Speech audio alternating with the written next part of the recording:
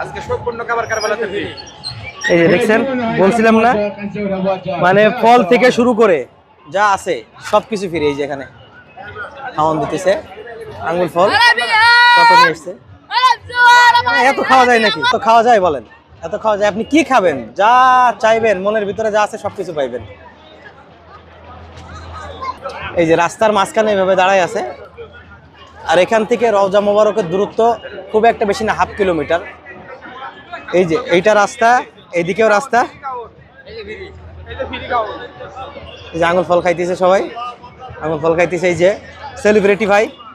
তো রাস্তার মাঝখানে এমন ভাবে দাঁড়াইছে অবশ্য মিস না হয়, যেন সবাই নিতে পারে আর কি।